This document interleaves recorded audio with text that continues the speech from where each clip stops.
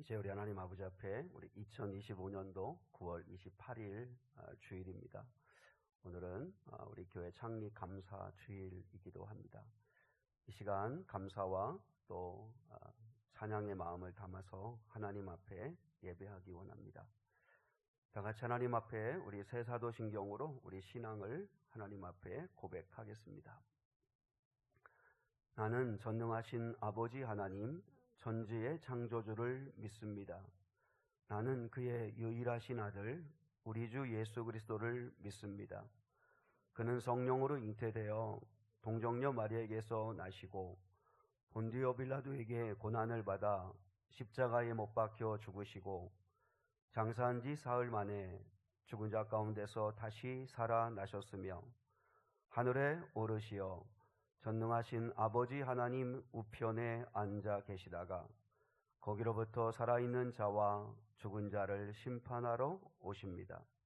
나는 성령을 믿으며 거룩한 공교회와 성도의 교제와 죄를 용서받는 것과 몸의 부활과 영생을 믿습니다. 아멘. 우리 시간 하나님 아버지 앞에 지금까지 지내온 것 주의 크신 은혜라 한이 없는 주의 사랑 어찌 이루 말하랴. 우리 함께 이 시간 하나님 앞에 감사하는 마음을 담아서 찬양하겠습니다. 지금까지 지내온 것 주의 크신 은혜라 한이 없는 주의 사랑 어찌로 말하랴. 자나깨나 주의 손이 항상 서여주시고 모든 일을 주 안에서 형통하게 하시네. 몸도 마음도 연약하나 죄인보다 살았네. 불붙듯이 부으시는 주의 은혜 족하다. 사랑 없는 거리에나 험한 길 헤맬 때 주의 손을 굳게 잡고 찬송하며 가리라. 주님 다시 배올라리 날로 너로 다가와 무거운 짐 주께 맡겨 벗을 나도 뭘 잡네. 나를 위해 예비하신 보양제 왜 돌아가. 아버지의 품 안에서 영원토록 살리라. 주님 다시 배올라리 날로 너로 다가와 무거운 짐 주께 맡겨 벗을 나도 뭘 잡네. 나를 위해 예비하신 보양집에 돌아가. 아버지의 품 안에서 영원토록 살리라.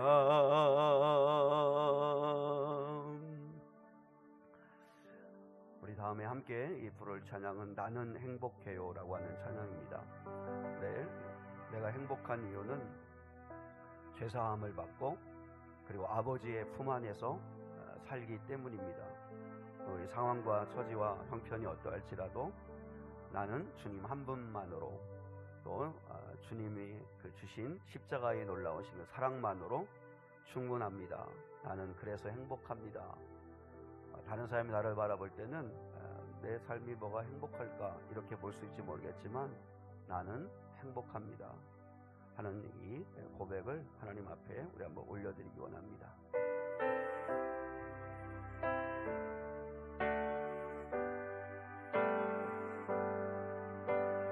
주님 한 분밖에는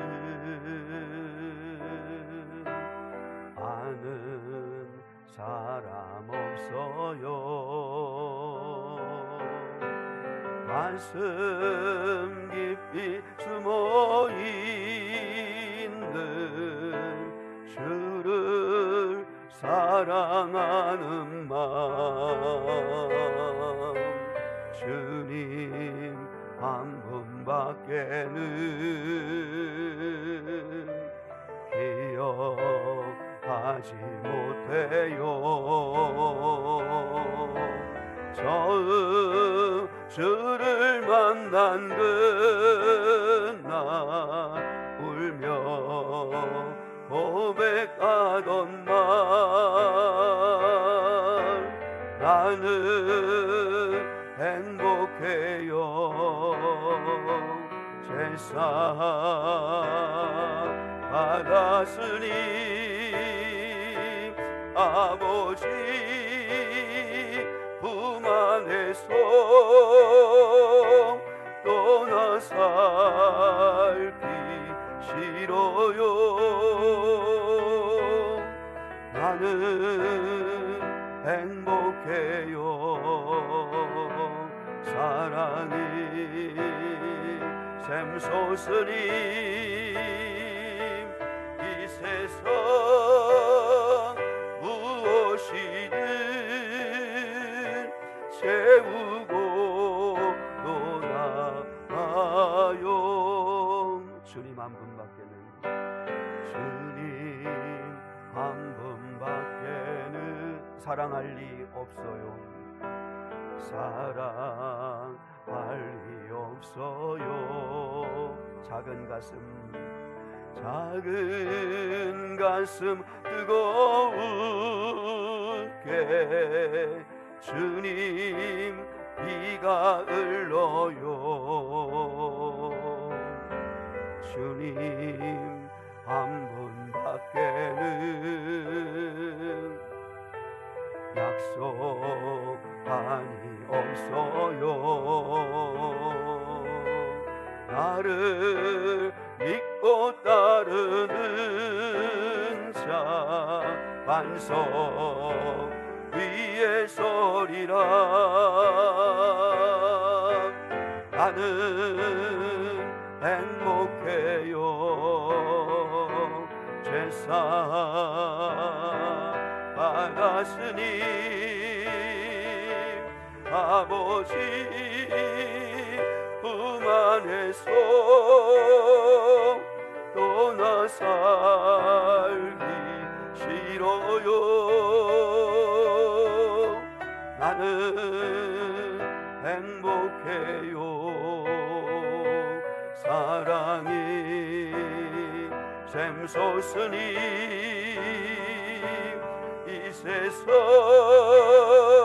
무엇이든 채우고 떠나가요. 나는 행복해요. 나는 행복해요. 제사 받았으니 아버지 품 안에서 떠나 살기 싫어요. 나는 행복해요. 사랑이 샘솟으니 이 세상 무엇이든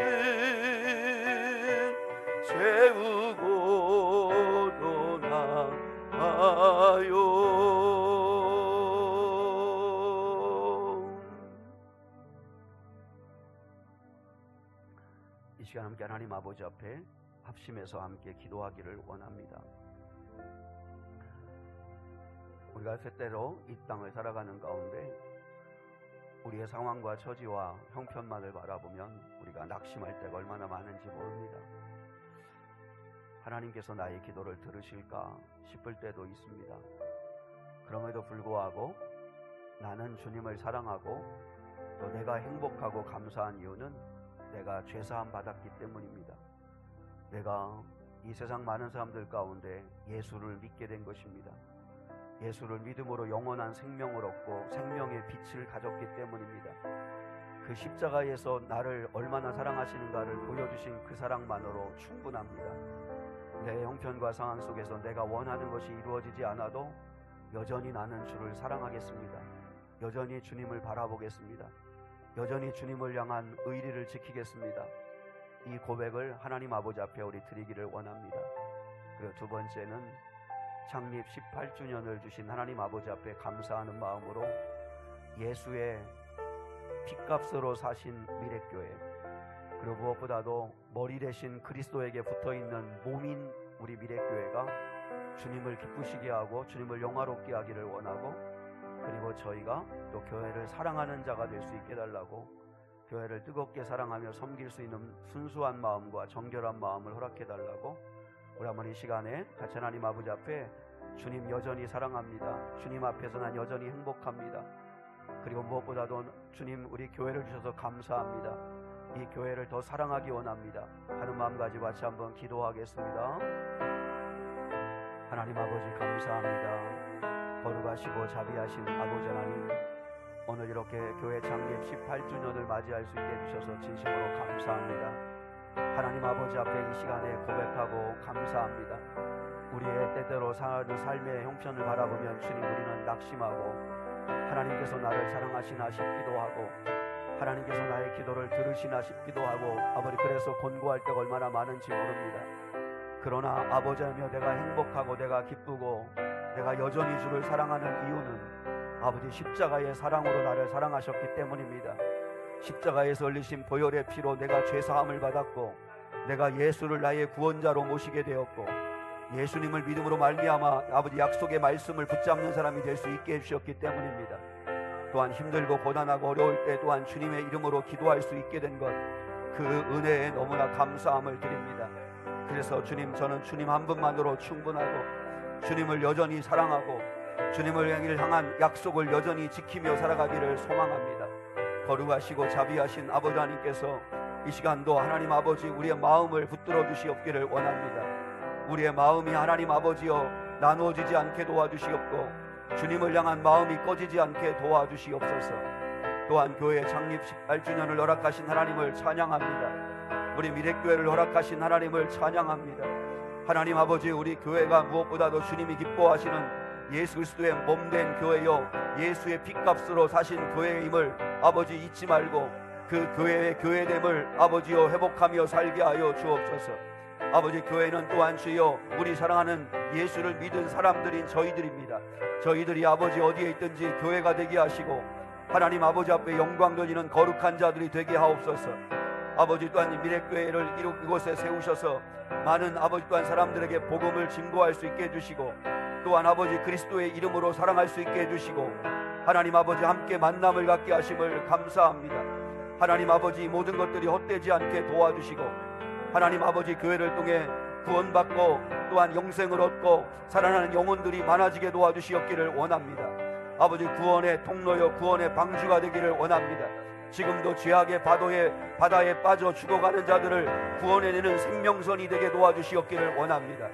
아버지 무엇보다 예배가 살아있는 교회 공동체가 되게 해주시고 하나님 아버지 무엇보다 뜨겁게 사랑하며 또한 진리의 약속의 말씀을 가르치며 또한 주 예수의 십자가와 부활을 증거하며 또한 성도 간에 또한 뜨거운 교제와 사랑이 있는 아버지 교회가 되게 하옵소서. 하나님 아버지 역사해 주시고 이 모든 영광은 아버지가 홀로 받아주시고 저희 안에는 말할 수 없는 기쁨과 소망이 일어나게 도와주시옵소서. 주님 역사해 주시고 함께하여 주시옵소서.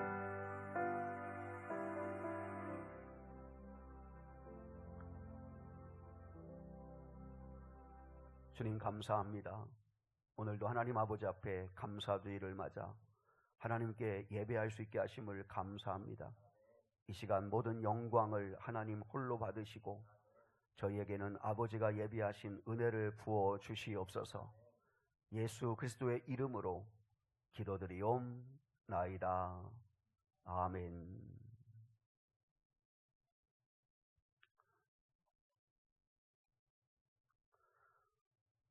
오늘은 앞서 말씀을 드린 대로 우리 미래교회 창립 18주년 되는 날입니다. 우리 감사 주일로 오늘 드립니다. 오늘 주일 오후 예배는 목장 모임 대신에 찬양 예배로 함께 합니다. 우리 온 성도들이 함께 하나님을 찬양하는 그런 시간으로 하나님께 기쁨과 영광을 올려드렸으면 좋겠습니다. 오후 예배는 1시 40분입니다.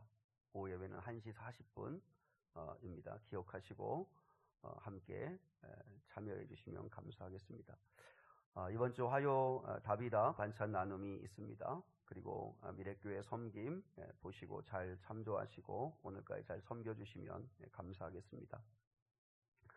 그리고 성경 공부가 주일 오후에 진행하려고 하는데요. 오늘까지 신청해 주시면 좋겠습니다. 신청자가 몇 분 계신데 좀 더 있으면 좋겠습니다. 그래서 해주셔서 우리 숫자를 보고 그리고 판단할 수 있도록 그렇게 하겠습니다. 다음 주일은 10월 5일 주일인데 추석 명절 관계로 다음 주일은 주일 11시 예배 우리 온 가족이 함께 연합으로 드립니다. 기억하시고 다음 주일에는 11시에 여러분 오시고 그리고 일부 예배, 아동부 예배는 오후에 목장 모임은 없고 11시 주일 예배를 함께 드립니다. 할 수만 있으면 여러분 본 교회에서 여러분이 출석하는 교회에서 주일 예배를 드리시고 불가피하게 또 고향을 가시거나 또 어디 가시면 그곳에서 꼭 예배를 드리시고 또 감사원금도 고향교회 하시고 그렇게 하시면 좋겠습니다.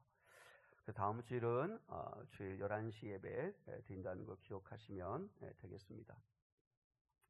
그리고 오늘 창립 감사주일을 맞아가지고 우리 사목장 우리 민혜정 권사님 목장에서 떡과 과일을 내주셨습니다. 아마 목장 식구들 목원들이 성경 통독을 함께 하자 그래서 민혜정 권사님, 김명석 권사님, 최명희 집사님, 방승희 집사님 네 분이 성경을 통독을 하셨습니다. 그래서 이 네 분이 감사하는 마음으로 떡과 과일을 내셨습니다. 그래서 오늘 점심에 또 여러분이 드실 때 맛있게 드시고 또 오목장 식구들에게도 감사하는 마음 또 전하면 좋겠다 생각 듭니다. 예, 우리 같이 우리 좌우 앞뒤분과 같이 한번 인사 이렇게 한번 나누시겠습니다. 이렇게 인사하겠습니다. 당신이 있어서 우리 교회는 좋은 교회입니다. 좋은 교회 만듭시다. 인사하겠습니다. 당신이 있어서 우리 교회는 좋은 교회입니다. 좋은 교회 만듭시다. 네, 어제 목소리가 힘이 없어요. 그 사람 때문에 우리 교회가 좋은 교회가 아닌 것 같아요. 여러분이 좋은 성도가 되면 우리 교회는 좋은 교회가 될 수 있습니다. 또 제가 좋은 목사가 되면 또 좋은 교회가 될 수 있겠죠. 그래서 우리 모두가 다 좋은 성도들, 좋은 사람, 주님이 기뻐하시는 사람들 될 수 있기를 축복합니다. 한 번 더 인사하겠습니다. 영육간에 건강하십시오. 인사하겠습니다. 예, 오늘은 날씨가 갑자기 또 기온이 뚝 떨어졌는데 여러분 아무튼 감기 조심하시고 그리고 늘 주의 은혜 안에서 승리할 수 있기를 축복합니다. 이제 오늘 주시는 말씀 같이 나누겠습니다. 요한복음 8장 20절입니다. 요한복음 8장 20절. 우리 오늘 주시는 하나님 말씀은 요한복음 8장 20절입니다. 요한복음 8장 20절. 우리 한 목소리로 함께 말씀 받도록 읽겠습니다. 같이요. 시작. 이 말씀은 성전에서 가르치실 때에 헌금함 앞에서 하셨으나 잡는 사람이 없으니 이는 그의 때가 아직 이르지 아니하였음이로라. 아멘. 복음서에 보면 예수님께서 던지신 중요한 질문들이 나옵니다. 이 질문들은 주님께서 의도를 가지고 목적을 가지고 이렇게 물으시는 것입니다. 뭐 주님이 뭐 한 말씀이라도 허투루 말씀하실 일은 없겠죠. 예를 들어 마태복음 16장에서는 예수님께서 너희는 나를 누구라 하느냐 이런 질문도 하십니다. 그리고 또 요한복음 5장에서는 38년 된 병자에게 네가 낫고자 하느냐 이런 질문도 합니다. 그리고 요한복음 6장에서는 또 제 아들에게 너희도 가려느냐. 그리고 요한복음 21장에서는 베드로에게 네가 나를 사랑하느냐 이런 중요한 질문들을 하십니다. 주님이 질문을 하시는 건 분명히 그 질문 속에 뭔가 의도하는 것이 있다라고 하는 것이죠. 그런데 이 주님의 그 질문을 우리가 묵상하면서 한 가지 간과하면 안 되는 게 뭐냐면 어디에서 물으셨는가 하는 것입니다. 어디에서 물으셨는가. 그러니까 서신서 같은 경우나 계시록 같은 경우는 여러분 우리가 육하원칙을 적용하기가 쉽지 않지만 그러나 성경을 볼 때 육하원칙을 적용해서 성경을 이렇게 질문하면서 답을 찾아보면 훨씬 더 성경을 잘 이해할 수 있는데 그 가운데 하나가 뭐냐면 어디에서 말씀하신 것인가 하는 것입니다. 예를 들어서 마태복음 16장에서 정말 중요한 질문이잖아요. 너희는 나를 누구라 하느냐? 너희는 나를 누구라고 생각하느냐? 이 질문은 어디에서 했는지 여러분 아십니까? 가이사랴 빌립보라고 하는 곳에서 하셨습니다. 가이사랴 빌립보라고 하는 그 도시에서 하셨습니다. 가이사랴 빌립보라고 하는 이 말 자체가 우리에게 이제 이해가 되는데 헤롯 빌립이라고 하는 헤롯 왕이 분봉왕이죠. 헤롯 왕이 로마의 황제 가이사 황제에게 잘 보이기 위해서 거대한 황제 신전을 만들고 그리고 조성한 도시가 가이사랴 빌립보입니다. 그래서 가이사랴가 가이사, 빌립보는 헤롯 빌립. 그러니까 그 왕들의 이름을 붙여가지고 만들어진 도시입니다. 거기에는 반드시 황제의 이름을 붙이려면 황제 신전이 있어야만 합니다. 그 신전에서 수많은 사람들이 찾아가서 무엇을 고백해요? 가이사 황제가 우리의 주이시다. 가이사 황제가 우리의 주님이시다. 그리고 가이사 황제의 은혜로 은덕으로 이렇게 우리가 잘 살고 있다. 이러면서 황제를 숭배하는 신앙을 하도록 독려하는 신전이 있는 곳이 바로 황제의 이름이 붙여져 있는 도시입니다. 그럼 여러분 왜 예수님이 가이사랴 빌립보에서 너희는 나를 누구라고 하느냐 하는 질문을 했겠어요? 그러니까 수많은 사람들이 그 황제 신전에 가가지고 가이사 황제가 나의 주이십니다. 나의 참된 주인이십니다. 이 고백을 하는 수많은 사람들이 앞에서 제자들에게 묻는 거죠. 너희에게 내가 누구냐? 그때 베드로가 대답하죠. 주는 그리스도시요 살아계신 하나님의 아들이시다. 주님이 얼마나 기쁘셨겠는가 하는 걸 알겠죠. 주님이 주인이시라고, 주님이 메시아시라고, 당신이 살아계신 하나님의 아들 메시아시라고 그렇게 고백을 하죠. 요한복음 21장에 보면 네가 나를 사랑하느냐라고 하는 질문은 여러분 요한복음 21장을 여러분이 읽어보면 알지만 디베랴 바닷가에서 물으신 질문입니다. 디베랴 바닷가. 디베랴는 그 당시 가이사 황제의 디베리우스라고 하는 황제를 기리기 위해서 헤롯 안디파스라고 하는 왕이 조성한 도시입니다. 그러니까 해변 도시입니다. 갈릴리 호숫가에 있는 해변 도시인데 왕의 이름을 붙이니까 강이라고 호수라고 하지 않고 바다라고 한 거죠. 그래서 디베랴 바닷가, 디베랴 바다라고 그렇게 부릅니다. 그러니까 이스라엘 백성들은 큰 물을 바다라고 이렇게 표현을 하는 경우가 있잖아요. 그래서 그 디베랴 바닷가 거기에는 해변 도시인데 헤롯 안티파스가 황제를 위해서 디베리우스 황제를 위해서 거대한 황제 신전을 만들어 놓고 그리고 숭배하는 그곳입니다. 거기서 주님이 물으신 거예요. 너는 나를 사랑하느냐? 수많은 사람들이 세상을 사랑하고 돈을 사랑하고 가이사 황제가 베푸는 어떤 좋은 제도와 복지와 혜택 이런 것들을 사랑하는 그런 수많은 사람들이 있는 거기에서 예수님이 물으시는 거죠. 너희는 나를 사랑하느냐? 근데 베드로가 뭐라고 대답해요? 내가 주를 사랑하는 줄 주께서 아시나이다. 베드로가 속도 많이 썩이지만 베드로가 주님의 마음을 속 시원하게 해드린 게 한두 번이 아닙니다. 그만큼 베드로가 이렇게 주님을 기쁘게 해드리는 답을 하죠. 그런 것처럼 어디에서 물으셨는가, 어디에서 말씀하셨는가가 그만큼 중요하다는 거예요. 그런 차원에서 오늘 본문을 보셔야 합니다. 자, 오늘 본문 20절을 한 번 더 같이 보겠습니다. 20절 시작. 이 말씀은 성전에서 가르치실 때에 헌금함 앞에서 하셨으나 잡는 사람이 없으니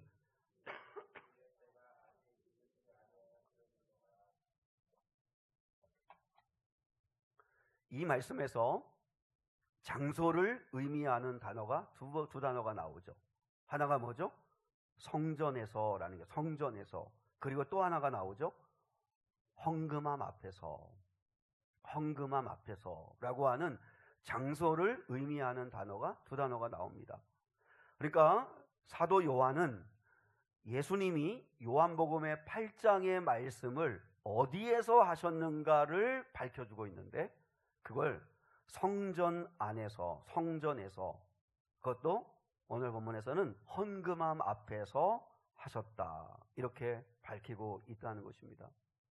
자, 요한복음 8장에서 가장 중요한 사건이 현장에서 가늠하다 잡혀온 여자 이야기이잖아요. 근데 그 여자에게 예수님이 11절에서 뭐라고 말씀하셨어요? 나도 너를 정죄하지 아니하노니 가서 다시는 죄를 범하지 말라. 이 말씀의 의미는 우리 지난 시간에 우리가 충분히 나누었습니다. 돌에 맞아 죽을 자리에 서 있었던 그 여인에게 예수님이 선용서를 선포하십니다. 일방적으로 용서를 선포하십니다. 잘못했다고 말한 것도 아니고 다시는 이렇게 하지 않겠다고 고백한 것도 아니고 주님이 따끔하게 죄값을 치르게 하신 것도 아니고 그냥 일방적으로 예수님께서 나도 너를 정죄하지 않겠다 하는 용서를 선포하십니다. 선용서입니다. 그 돌에 맞아 죽을 자리인 그 자리에 서야 하는 건 이 여인뿐만 아니라 우리 모두인데 예수님께서는 우리에게 선용서를 선포하셨다는 거죠. 그게 십자가로 증명해 주셨다는 거죠. 그래서 이렇게 선용서를 베풀어 주시고 난 다음에 가서 다시는 죄를 범하지 말라라고 말씀을 하십니다. 그런데 여러분, 가서 다시는 죄의 종로로 안 하고 가서 다시는 죄의 유혹 안 받고 유혹받더라도 죄를 넉넉히 이기려면 이 여인의 의지와 결심만으로는 부족합니다. 어렵습니다. 그래서 예수님이 12절의 말씀을 주셨다는 이야기를 했습니다. 나는 세상의 빛이다. 네가 나를 따라오면 어둠에 다니지 아니하고 생명의 빛을 얻으리라 하는 이 유명한 말씀을 예수님이 해주셨다는 거예요. 이 여인에게 해주신 거죠. 다시 말하면 네가 빛인 나를 바짝 따라오면 넌 더 이상 어둠에 다니지 않게 될 거야. 그러니까 어둠을 이기는 길을, 죄를 이기는 길을 알려주신 거죠. 예수님을 어떻게든지 바짝 따르는 거예요. 예수님을 바라보고 예수님 사랑하고 사모하는 마음으로 바짝 따라갈 때 더 이상 어둠 가운데 거하지 않게 될 거다라고 말씀을 하셨다는 것입니다. 여러분, 우리가 신앙생활을 하다 보면 반드시 영혼의 밤을 만날 때가 있습니다. 영혼의 밤을 만날 때가 있습니다. 여러분, 처음 믿을 때는 감정적인 체험을 아주 중요하게 여깁니다. 이 여인도 그러지 않았을까요?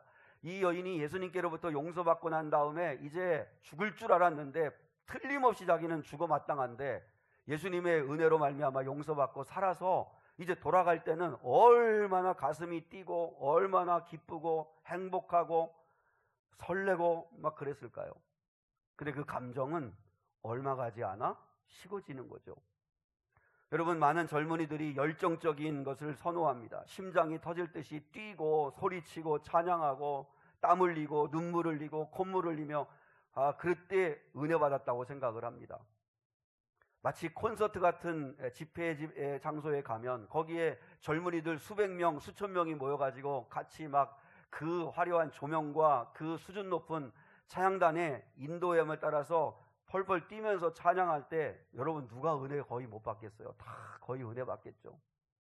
근데 그때 받은 은혜는 진정한 은혜가 아닐 수 있습니다. 왜냐하면 여러분, 우리가 신혼 때는 설레기도 하고 가슴 뛰기도 하지만 조금 결혼 생활 해보세요. 길어야 2년, 신혼 2년 지나고 나면 다 감정은 식어집니다. 반드시 감정은 식어지게 되어 있습니다.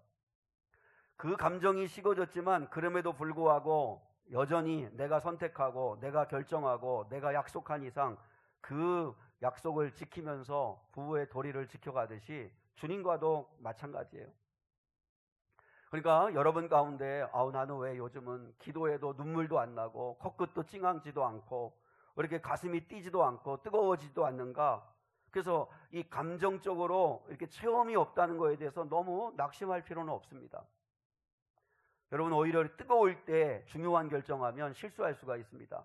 차라리 냉정을 찾고 이제 감정이 식어진 상태에서도 여전히 그 주님 주신 마음을 가지고 있을 때 우리가 순종하는 게 그게 귀하죠.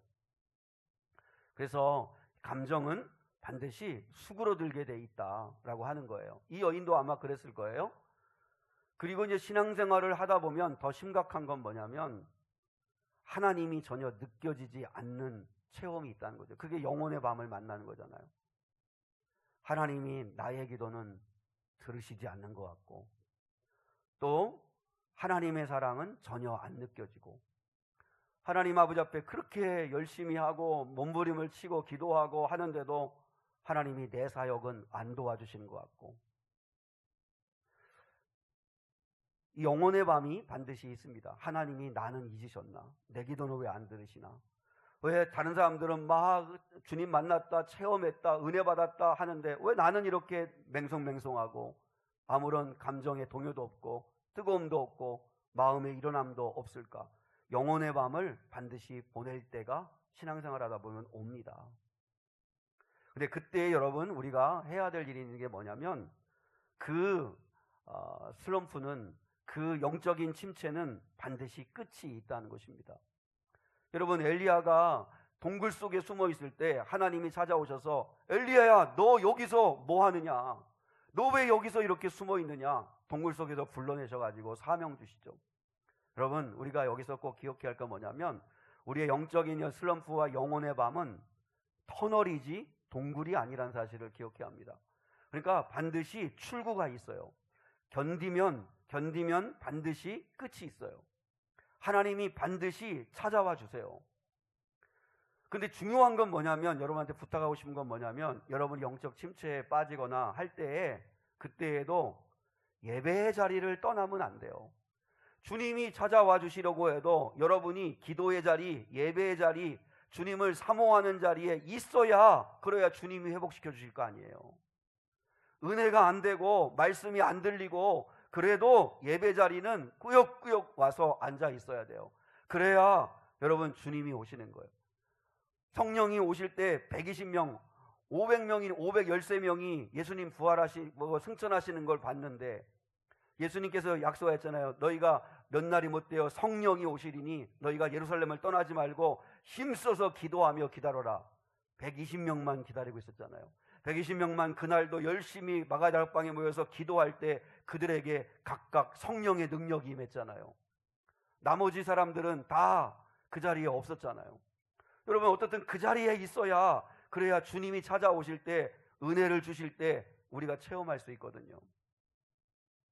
반드시 주님은 여러분 영적 슬럼프를 끝내시도록 찾아와시고 은혜를 주시고 회복해 하십니다. 그리고 여러분 신앙생활을 하실 때, 이런 영적인 슬럼프가 빠졌을 때 감정을 자꾸 의지하려고 하지 말고, 기도해도 뜨거워지지도 않고 이렇게 코끝이 찡하지도 않고 막 가슴이 두근두근 뛰는 것도 아니고, 그런 감정에 의지하려고 하지 말고 의지적으로 결단을 하십시오. 사람은 의지의 존재 아닙니까? 지정의가 있잖아요. 의. 그러니까 지정까지는 잘해요. 지정까지는 그게 은혜라고 생각하고 성경 공부하고 열심히 지적으로 탐구하고 알려고 하고, 정적으로도 뭔가 막 이렇게 느껴지고 막 이렇게 어떤 그 오감으로도 또 그런 체험을 하는 것, 그런 걸 원하는데 제일 중요한 건 의지예요. 의지. 여러분, 부부간에도 신혼기 잠깐이면 지나갑니다. 신혼의 감정, 그 신혼의 뜨거움은. 그리고 남은 10년, 20년, 30년, 40년, 50년을 부부가 서로 사랑하면서 사는 건 의지적으로 약속을 지키면서 사는 겁니다. 의지, 내가 당신을 어떤 상황에서도 사랑하겠다고 약속을 했고, 그리고 또 내가 당신을 선택하고 당신 나를 선택한 이상 부부의 도리를 지키고, 그러니까 어떻게 보면 의리를 지키면서 사는 거예요. 뭐 뜨거운 거, 뭐 설레는 거, 감정적인 거 자꾸 요구하고, 뭐 이벤트 자꾸 요구하는데 그러지 말고 우리는 약속 지키면서 사는 거예요. 여러분, 하나님과도 똑같습니다. 하나님과도 아까도 말씀을 드렸잖아요. 우리 기도했잖아요. 십자가의 사랑, 그 나를 위해서 십자가에 죽기까지 해주신 그 죄사함의 은혜를 주시기 위해서 보여주신 그 십자가의 사랑만으로도 우리는 충분해야 돼요. 그리고 주님을 사랑하기로 약속한 이상 그 약속을 신실하게 지키며 사는 거예요. 여러분, 영혼의 밤이 반드시 오는데 아마 이 가늠한 현장에 잡혔던 이 여인도 아마 한 달 지나고 2달 지나고 3달 지나면서 일상생활을 하면서 왜 또 유혹이 없었겠어요? 왜 유혹이 없겠어요? 그럼에도 불구하고 의지적으로 결단을 한 거예요.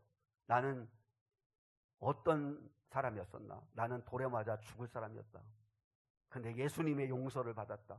그리고 그 주님이 나에게 가서 다시는 죄를 짓지 말고 나를 바짝 따르고, 그래서 어둠 가운데는 이제 거하지 마라.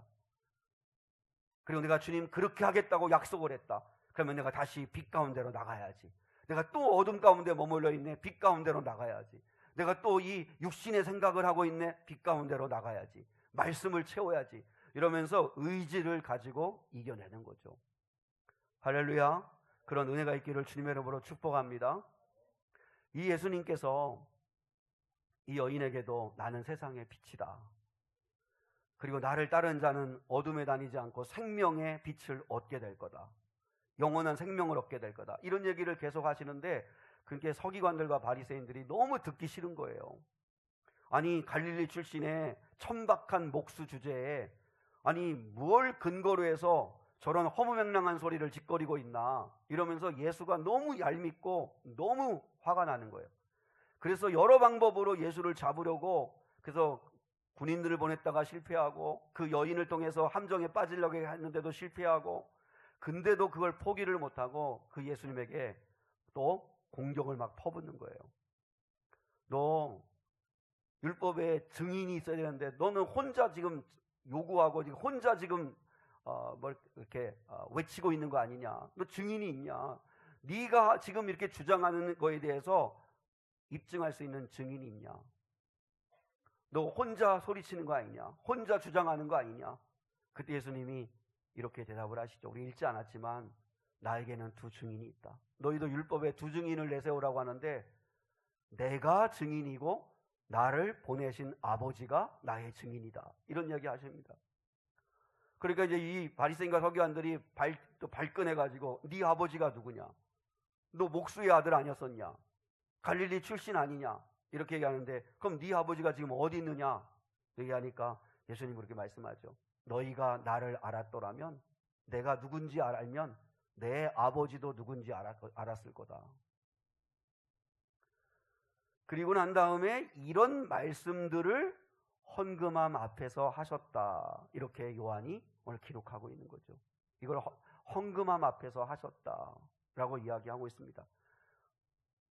여러분, 주님께서 왜 헌금함 앞에서 요한복음 8장의 이야기를 하셨을까? 자, 우리 한번 이제 주보의 사진을 한번 볼까요? 이 성전 사진, 당시에 이 예수님 당시의 헤롯 성전의 모습입니다. 주보에 있습니다. 거기 보면 세 뜰이 나옵니다. 그 성전 벽의 외벽에 가장 바깥에 넓은 광장이 이방인의 뜰입니다. 여기까지는 이방인이면서도 하나님을 믿고 하나님을 믿는 사람들이 여기까지는 올 수 있는 거죠. 그리고 이제 그 성벽 안으로 들어가면 여인의 뜰이 있습니다. 여인의 뜰, 거기 가운데, 그 성전의 가운데 여인의 뜰이 있습니다. 이 여인의 뜰은 거기는 유대인들만 들어올 수 있는 거죠. 유대 여인들까지도 들어올 수 있는 것이에요. 그리고 더 안쪽에는 제사장의 뜰이 있습니다. 거기 이제 아무나 들어갈 수 없는 것이죠. 이렇게 구분이 되어 있는데, 근데 예수님이 성전에서 말씀하시고 헌금함에서 말씀하셨다는 건 여인의 뜰을 얘기합니다. 여인의 뜰. 이 당시 예수님 당시에 여인의 뜰 안에는 13개의 헌금함이 군데군데 놓여 있었다고 합니다. 자, 헌금함의 모양을 한번 여러분 또 그 다음 그림을 한번 보실까요? 그 다음 사진을 보시면 이 장면은 마가복음 12장과 누가복음 21장에 가난한 과부가 헌금함에 2렙돈을 넣는 장면을 찍은 사진입니다. 그 옆에 이제 서기관과 바리새인 같은 유대인들, 정통 유대인들이 있고 그 옆에 아주 가난한, 누가 봐도 아주 가난한 행색을 하고 있는 여인이 이제 동전을 넣는데, 이 당시에 헌금함은 어떤 모양이냐면 이렇게 입구는 넓고 갈수록 좁아지는 나팔 모양입니다. 나팔 모양의 밑에는 네모 반듯한 함으로 되어져 있습니다. 그 그림이 여러분이 잘 확인이 안 될 수도 있는데 이렇게 나팔 모양으로 이렇게 꺾어 들어가면서 이렇게 함으로 되어 있는 거예요. 그러니까 거기다가 동전을 집어넣으면 땡그랑 하면서 굴러 들어가가지고 함으로 뚝 떨어지는 거죠. 그게 여인의 뜰에, 성전 안에 여인의 뜰에 13개의 헌금함이 있었어요. 근데 당시에 사람들은 헌금함에 동전을 넣기 위해서 줄을 길게 서서 기다려요. 부자들은 특히 많은 사람들이 보는 앞에서 많은 돈을 헌금하기 위해서 동전을 바꿔 와가지고 어떤 돈 많은 사람들 같은 경우는 종에게 그 돈자루를 어깨에 짊어지고 오게 해서, 그래서 많은 사람들이 보란 듯이 그 앞에서 그 헌금함에다가 동전을 쏟아붓는 거예요.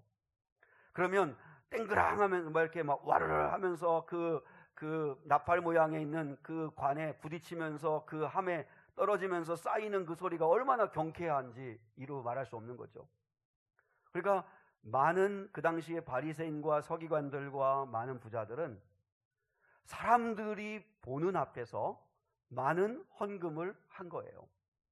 그때 누가 봐도 행색이 초라하기 그지없는 가난한 과부가 이렇게 와가지고 2렙돈을 넣었다고 이야기하죠. 이 렙돈은 그 당시에 하루 품삯이 한 데나리온이라고 합니다. 한 데나리온의 128분의 1이 한 렙돈입니다. 128분의 1이에요. 그러니까 하루 임금이 10만 원이라고 계산을 하면 2렙돈이면 1,500원입니다. 그러니까 아주 적은 양이죠. 하루 품삯의 128분의 2이니까 1,500원 정도 되는 그 양이에요. 2렙돈이. 그걸 헌금함에 넣었던 거죠. 그런데 누가복음하고 마가복음에 보면 예수님이 헌금함 맞은편에서 제 아들과 함께 앉아서 사람들이 헌금 넣는 것을 보고 계셨다고 그랬어요. 그러면서 이 가난한 과부가 와서 얼마나 부끄럽겠어요. 다른 사람들은 거기다 막 동전을 갖다 막 쏟아붓기도 하고 막 이렇게 여러 동전을 넣는데 자기는 두 동전을 넣어야 되니까 얼마나 부끄럽겠어요. 그래서 그 부끄러운 마음을 가지고 와서 2 동전을 넣으니까 그 땡그랑 하는 소리밖에 안 들릴 거 아니에요. 쏟아지는 소리는 안 들리고. 그런데 그 여인이 헌금을 드리고 난 다음에 예수님이 뭐라고 제 아들한테 말씀하셨냐면, 이 여인이 오늘 헌금을 드린 모든 사람들 가운데 가장 많은 헌금을 드렸느니라. 그러면서 그 여인을 칭찬을 하세요.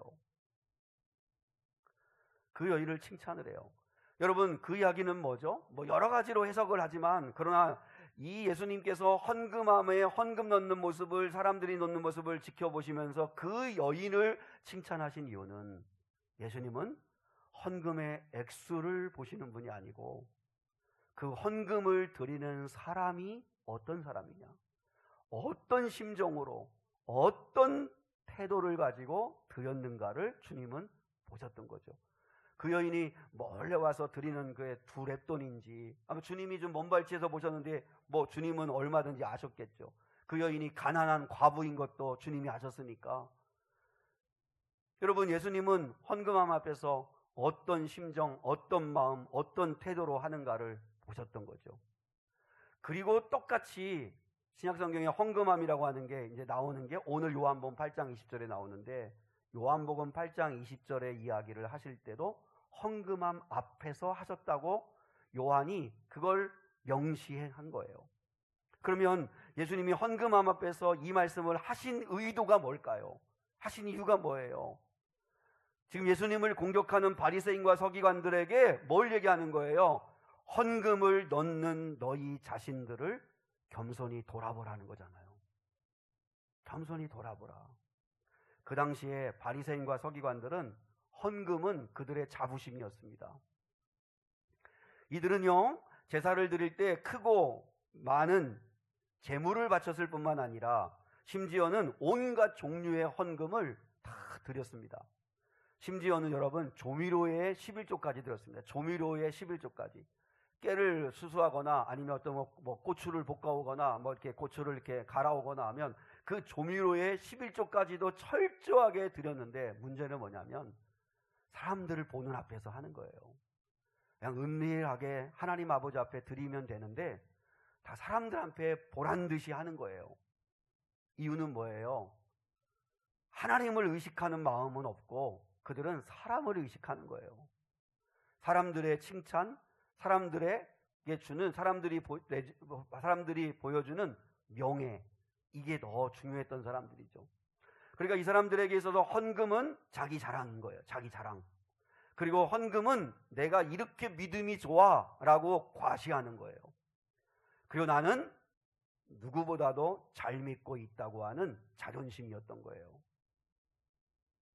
여러분, 예수님이 이 사람들의 민낯을 마태복음 23장에서 고발하는데, 자, 우리 한번 주워볼까요? 마태복음 23장 23절을 한번 같이 한번 보겠습니다. 같이요. 시작. 화 있을진저 외식하는 서기관들과 바리새인들이여, 너희가 박하와 회향과 근처의 11조를 들이되 율법에 더 중한 바 의와 인과 신은 버렸도다. 이것도 행하고 저것도 버리지 말아야 할지니라. 여러분, 바리새인과 서기관들의 3대 경건 생활이 뭐예요? 기도, 구제, 금식이잖아요. 기도, 구제, 금식, 그리고 이 조미료의 11조까지 드리는 철저함, 그리고 또한 이 헌금을 드리는, 그 많은 헌금을 드리는 이 모습들, 얼마나 귀한 일들이에요. 귀한 일들이에요. 그러니까 그것 버리면 안 된다, 그것도 행해라. 그러나 더 중요한 율법의 중요한 거, 의와 인과 신은 버렸도다, 이렇게 말씀하신 거죠. 의와 인과 신은 버렸도다. 여러분, 이걸 제가 여러분이 잘 이해할 수 있도록 쉽게 의와 인과 신을 바꾸어서 다른 말로 믿음, 소망, 사랑은 버렸도다 라고 적용하시면 됩니다. 믿음, 소망, 사랑. 자, 헌금함에 헌금을 넣는 많은 사람들이 있어요. 바리새인과 서기관들이 헌금을 넣어요. 보란듯이 많은 사람들 앞에서 자루에 동전을 바꾸어 가지고서 이렇게 갖다가 드려요. 은밀하게, 그냥 우리식으로 말하면 지표로 갖다 드려야 될 텐데 굳이 동전을 바꾸어 가지고 그 많은 사람들이 보는 앞에서 드려요. 그거 좋아, 할 수 있어. 근데 믿음, 소망, 사랑이 없다는 거죠. 그럼 여러분, 우리에게 한번 적용해서 한번 이 말씀의 결론을 삼으려고 합니다. 헌금함에 동전을 넣는 이 행위는 우리의 신앙생활과 우리의 일상생활과 직장생활, 학교생활, 모든 것들을 이야기하는 겁니다. 하나님 앞에서 행하는 모든 것들이 하나님께 드려지는 거니까. 그러면 여러분이 예배를 드린다, 헌금을 드린다, 차량봉사를 한다, 교사를 한다, 교회 청소를 한다, 주방봉사를 한다, 찬양단을 한다, 살림을 하고 직장생활하고 학교생활을 한다 할 때에 믿음과 소망과 사랑으로 그 일을 하는가? 그걸 버리면 안 된다는 거죠. 그래서 주님이 헌금함 앞에서 말씀을 하시는 거죠. 그러면 여러분, 나는 믿음으로 하나? 여러분이 내가 지금 하고 있는 일이 주님께 하고 있는 거다라는 믿음으로 하십니까? 사람은 몰라도, 사람이 칭찬 안 해도 주님이 하신다 하는 믿음으로 하고 있습니까? 그 믿음이 없으면, 사람들이 알아주지 않으면, 사람들이 칭찬하지 않으면 나만 고생하는 것 같고, 나만 억울한 것 같고, 나만 속상한 거죠. 여러분이 예배를 드릴 때도 헌금을 하나 하더라도 정말 주님이 보신다 하는 믿음으로 하느냐 이거죠. 주님이 하시면 됐지. 주님이 갚아주실 거지. 그 믿음으로 하느냐 이거죠. 하나님을 찾는 자들에게는 반드시 상 주시는 이시다. 나는 이 세상에 보상 바라지 않는다. 나는 주님 앞에 섰을 때 잘했어 라고 하는 칭찬해 주시면 나는 그것으로 좋게, 그런 마음으로 여러분이 드리고 있느냐. 믿음으로 하냐 이거. 믿음으로.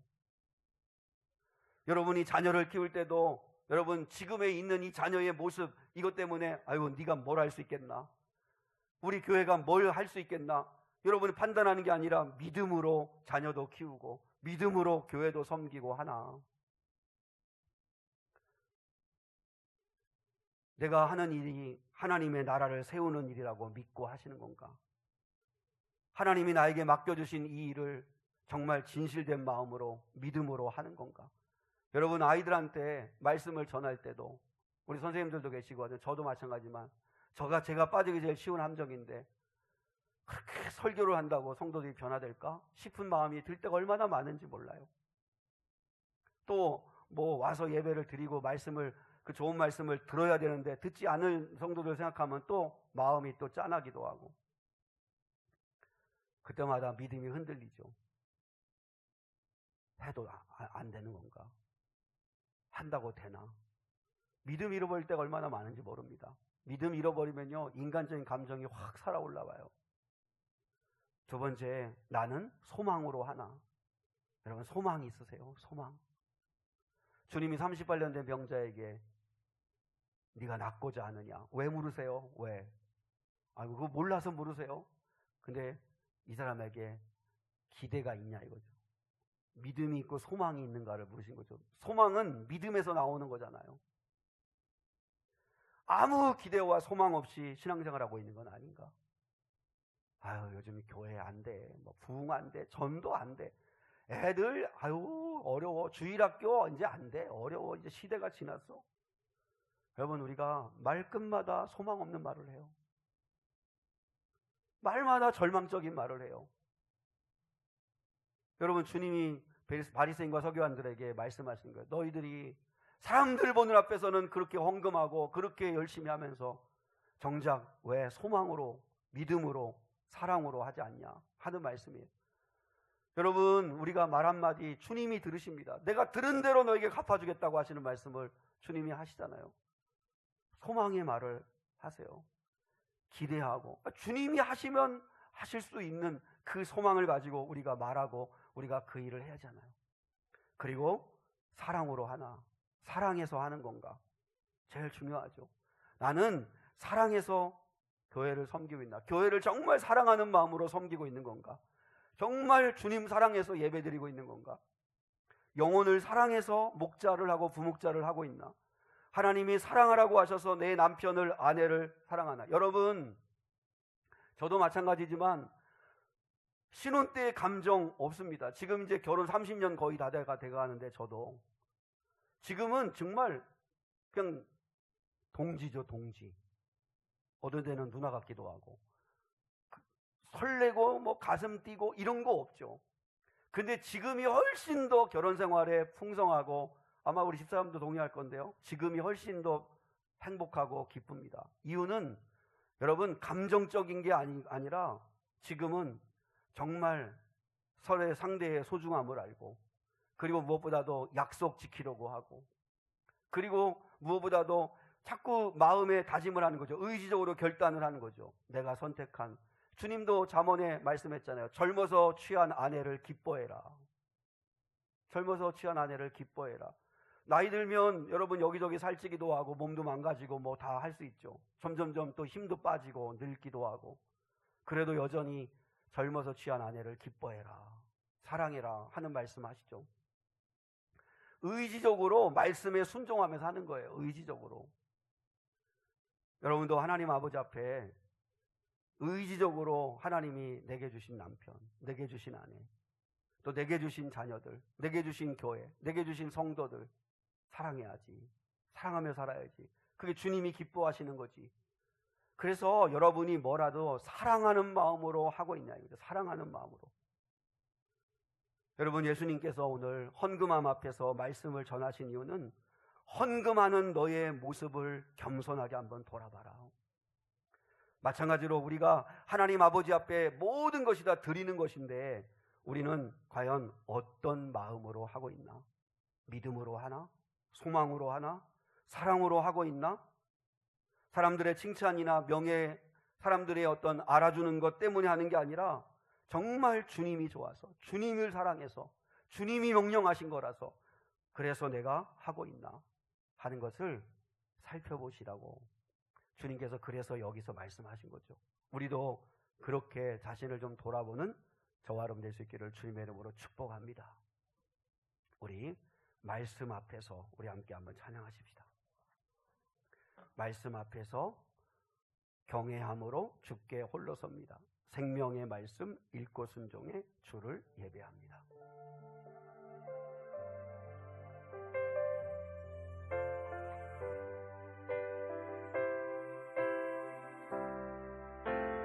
말씀 앞에서 경외함으로 주께 홀로 섭니다.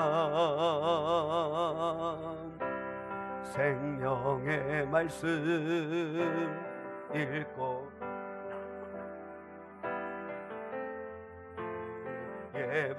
예배합니다. 기록된 말씀 힘이 있어서, 기록된 말씀 힘이 있어서 진리로 우리 거룩해 하며, 거룩한 말씀 새 생의 영원히 복음이 되어 말씀하시네. 하나님 말씀에 두려워 떠는 자, 그 말씀에 생명을 거는 자 한 사람 찾으시는 주님의 약속을 믿어 하나님 말씀에 운명을 거는 자, 순종하며 주 따라가는 자, 영원한 하나님 나라 이뤄갈 주의 교회여 일어나라.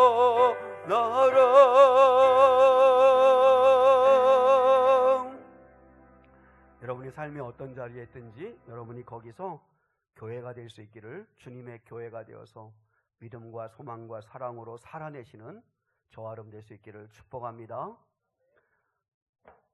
지금은 우리 주 예수 그리스도의 은혜와 하나님 아버지의 극진하신 사랑과 성령 하나님의 함께하시며 동행하시며 인도하여 주시는 은혜가 오늘 여기 모여 예배한 거룩한 성도들 위에 무엇보다 주님께서 보고 계심을 알고 하나님 아버지 앞에 나는 어떤 심정과 마음과 태도로 드리고 있는가를 돌아보며 믿음과 소망과 사랑으로 해내는 거룩한 자 되기 원하는 예배자들 위해 이제로부터 영원까지 함께 하시기를 간절히 축원하옵나이다.